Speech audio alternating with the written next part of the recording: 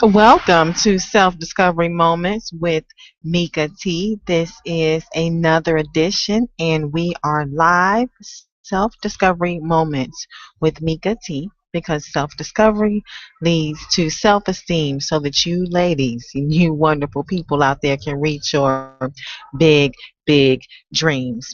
So, today we are going to talk about what you fear.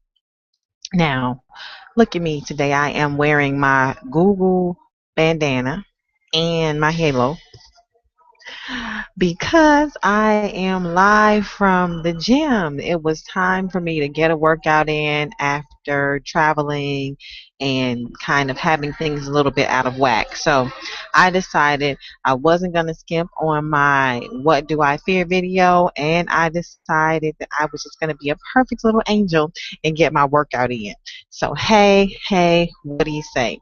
And it's also an exercise in fear for me to actually wear these doofy things on top of my head, because what I always feared as a little girl and all even through college, unfortunately, was other people's opinion. I liked to be a cool kid. Yeah, it's cool. It was cool being cool. I guess until I realized that the cool kids didn't like me either, so that was a pure waste of time. And then I realized there were some things that the cool kids did that I was definitely not going to participate in. So at the end of the day, while trying to be so cool and not look stupid, I ultimately ended up looking stupid anyway by maybe not being friends with some people that I really wanted to be friends with, or not having some experiences that I otherwise would have had I not been afraid of not being cool. So today I guess I am doubly not cool, and I am not afraid of what any of you in the Google world think. I do hope that I can be an example for you of what it means to be fun and funky and fearless and free at almost 40. Can you believe it takes that long? I hope it doesn't take some of you that long to become fun and funky and free and fearless. But what is fear? Fear, first of all, is simply an emotion. It is just a feeling about something that's going to happen. So the feeling of discomfort and um, unease about something that's going to possibly maybe happen in the future. Um, it seems kind of weird, right? That something that hasn't happened yet could already send us lots of people into high stress levels, tears, shrieking, screaming, and even hey, staying in the house for days at a time because maybe you're afraid of seeing people. I don't know. Everyone has these different fears. But no matter what, the moment that we sit in is not the moment that we fear, because we are already in the present moment. So there is nothing to fear except for something that we don't know that might, maybe, could possibly happen. It seems kind of stupid when you think about it, right? But the reality is that until we kind of take check on our self-discovery journey of what it is that we actually fear and why we fear it, it's very difficult to move forward towards those dreams, because those fears are going to always grab you by your ankles and hold you back, because what you fear you become. Now I'm going to go over here and do a screen share with a fear phobia test that I found online. I thought this was pretty interesting. You guys can go check it out. It looks like the website here is www.whole. I have pop-ups. Ignore that. Whole. Now here we go. Pop-up party now. Okay, here we go. I'm back. Wholepersoncounseling.org, and you can look for the fear test there. But what's happening here is you would go through each of these questions and give each one a number based on how much you really experience the emotion of fear. Now, there is a very serious difference between being aware of real danger. You see a person standing in front of you with a knife. Chances are you actually aren't afraid of them at that time because you are already in that moment. That's a real and present danger that your brain just automatically goes ahead and deals with. So, real and present danger is different than fear, which is an emotion based on something that has not happened yet.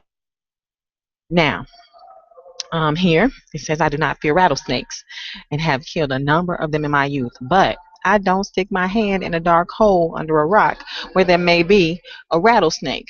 Why? Because that's just not smart. That doesn't mean that he's afraid of the dark hole, but it does mean that he is conscious of the real danger of being stung by the rattlesnake. Now, what are you afraid of?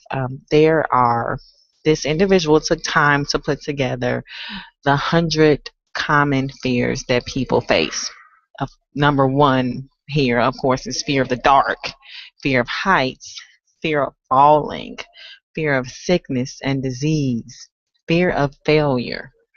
I'll raise my hand if I'm sure on that one because as a serial entrepreneur, I have experienced what I believe to be failure. So, one of the biggest things for me to do was package myself again and begin to present myself to the world, understanding that my whole mission in life is to help and to soothe emotionally damaged individuals, as I was once an emotionally damaged individual myself. So, there's no failure when I am on my mission, my moments of self-discovery. There's no failure when I'm in my place.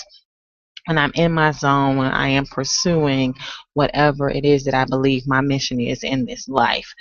So once again, that's a false. Not once again, we haven't talked about it yet, but fear is false evidence appearing real. So the fear of failure is the fear of something that may possibly happen.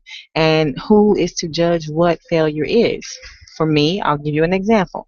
One of my ventures, my second time starting a nonprofit organization, I was determined that this organization would be fully independently funded and would never have any source of funding problems, and we would reach all of our goals. That didn't happen. I set a lofty, lofty, humongous goal of testing 1 million individuals for HIV within 12 months. And within 12 months, we tested about 2,000. So that was enough to send me under 10 rocks to hide for 10 years, literally because I felt like a failure.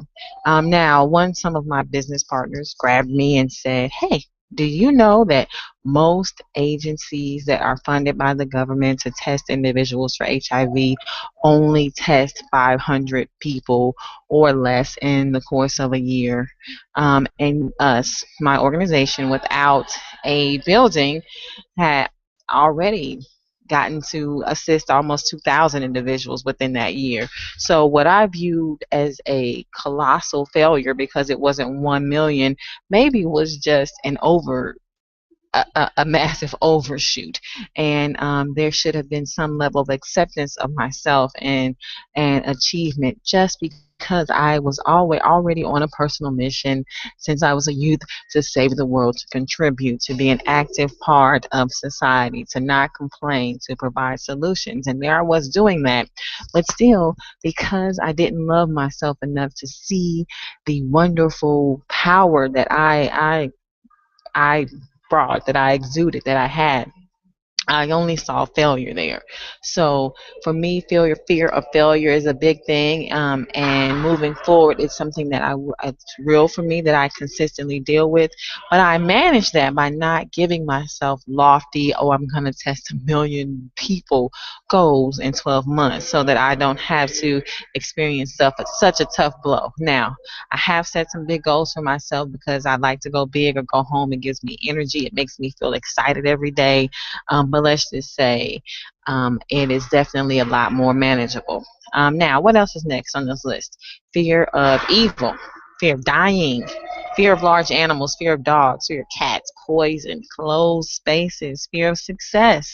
What if you succeed, huh? What if people start to talk about you because now you're a big time success and you're all over magazines and you're in newspapers, and now the people that were your friends don't like you anymore because you're not as regular as them, and they feel like you've changed but you haven't changed, that they've changed. And there's just so much to deal with. There's so much to think about when one decides that they want to go for the quote unquote success. But as you continue to look down this list, birds, storms, divorce, being alone, fear of anyone in authority, fear of getting married, fear of being found out, fear of being poor. The only thing that I can see here that is very consistent on this list that will definitely happen is dying. A lot of what we fear from being in the closed spaces, from being around spiders, from the crawling bugs, could only be that we would die if this closet space collapsed on us, or we began to stop breathing effectively because we're stuck in this small space. What's going to happen? The worst that can happen is that you will die. It's already on the list. So if you have a fear of dying, let it go, because pretty sure that what's going to happen is one day you will die. We come here, we begin this life, and for sure we will end this life. Now, what will happen in the middle could be a lot of fun, a lot of energetic and new and wonderful experiences, or it could be a lot of sickness, a lot of heartache, a lot of pain, a lot of days in your house because you're afraid of what's out there. But being inside, afraid of what's outside, it's only going to get you quicker and closer to what you're really afraid of, which is death. So I want to say, let's cast all of these fears aside and begin to live each and every day. But before you do that, before you are able to cast the fears aside, I guess you guys are tired of looking at this list, huh? If you wanted to see this list, to take the test, go ahead and I am not an affiliate of anything right now. I'm just helping with these moments because I believe that me taking time with me was what brought me out of my closet funk to begin to experience my life and experience my children and the world around me again in a most healthy and energetic way. So this is a must do for your life as you begin to go for things, as you begin to go for your big dreams. I don't know what your dreams are. I hope you have some. I will do some dream setting during the self discovery moments, but today is not the day. Today is the day that we talk about what we fear. Um, Now, before I end this moment, remember, do take a moment for yourself. Set some time aside to work through the fears and phobias exercise. Go ahead and print it off and email it to the individual on the other end of the email and see what happens. See how many points you score. See how many points low you are. Who knows? Maybe you're afraid of nothing. Go you. You're unafraid. Um, I'll say that. I'm afraid. I still get stage fright when I do things that I've done a million times before. For instance, I'll give you one big fear moment when I was called to the carpet to do something that I thought was going to kill me. It didn't kill me. It was either going to kill me, I was going to pass out, or end up on the news, or I was going to, I don't know what was gonna. I was gonna get fired. Yeah, that was what my fear was. My fear that screwing this particular thing up was gonna get me fired, and I was a single mom who really needed her job. So I thought, because I hadn't really grounded myself in the laws of attraction yet. But yeah, I was afraid to lose my job. I was afraid of what would happen if I botched this situation. So I had a life as a VIP waitress in nightclubs. And I worked in one of Atlanta's top nightclubs at the time. It was called Club Vision, Vision Nightclub, and we hosted all the album release parties for all the wonderful celebrities, right? So one night, it's it's celebrity party night.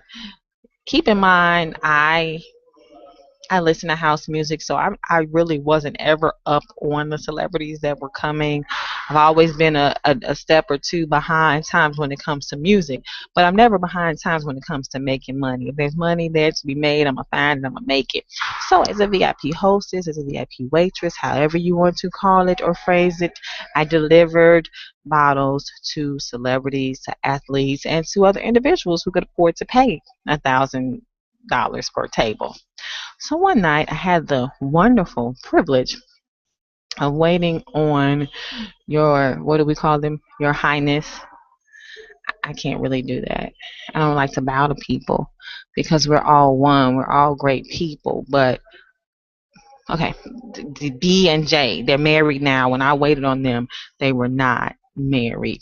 I actually waited on them more than one time, and wonderful couple, no problems there, except for the one time when I had to run behind Jay and ask him to please give me the money that was for his tab. Why? Because he was running out on the tab? No, of course not. A man like Jay-Z would never ever run out on a tab. But because he had been previously hosted by my establishment before, which means that he'd been there and received complimentary bottles. Um, and this time, he was not being hosted by my establishment. He was a guest all on his own because he decided to be a patron that evening. And that's where it gets to be a little fuzzy. So now I have to ask my boss on a night like this when there are literally thousands and thousands of people waiting outside in line. I have to ask, is it okay for me to give Jay something free? Um, I was very afraid to do that, but I did it. I got screamed at, almost lost my job, but I said, hey, I guess it was worth it to me to not be embarrassed by Jay. I don't know why now that I think about it because my job should have been more important. But hey, I did what I had to do. Went outside, asked the boss. The boss said, no way, Jose. Anything you're giving away is being paid for today. Get back inside, go ahead and service my tables, make sure that Mr. J and his soon to be wife have every single thing that they need. Um, and next thing I see shifting and moving in this dark area because the security guard has screwed out all the light bulbs over the table so that no one knows that they're there. I don't know why. I don't get this celebrity thing. Maybe I will one day when I grow up. But after waiting on them for 10 years or so, I still don't get it. But anyway, light bulbs unscrewed, so I know that's their area. It's the only dark hole that's in my section. I see movement, and now I have start to dive and run across all these people because I cannot lose my job. I have already been in a situation with the same individual and a couple of other rappers where I had to actually buy their crystal because I was not judging what my boss said at the time. So this particular night, I was so afraid that this was the end of my being. This was going to be the end of my lifestyle as a single mom that could go to the mall and buy Gucci shoes whenever I wanted to, that could pay for her child to go to private school, all on working 3 days a week. It was all over for me.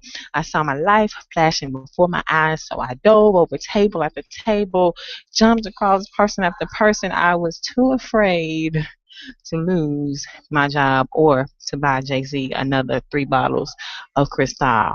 Yeah, bruh. I bought you 3 bottles of Cristal. You might not know that. Long story. Happened some 10 years ago now, but that happened and I wasn't gonna let that happen again. So I run up to the man and I say, "Hey, remember me? I'm your waitress. You promised me that you were here to have a good time tonight and you were definitely just going to pay for your tab no matter what. And this tab tonight is not complimentary." So my fears were unfounded. He didn't slap me. He didn't have his security guards push me away. And I was able to secure the money for everything that they ordered, which was a nice amount of stuff and a very handsome tip, well over 20%. And in my industry, 20% is the standard. But my fear of losing my job had me to run and almost attack this man past his security guards so that I could get what was due to me, which was the payment for the things that had been consumed that evening. So I should have been afraid of that, but I was. I was just afraid throughout the whole situation. I'm dealing with a celebrity and I'm dealing with my boss. Who knows what can happen? But when you are dealing with your fears, you really have to just take them head on because you're worried about something that hasn't even happened yet. So fear. It's false evidence appearing real.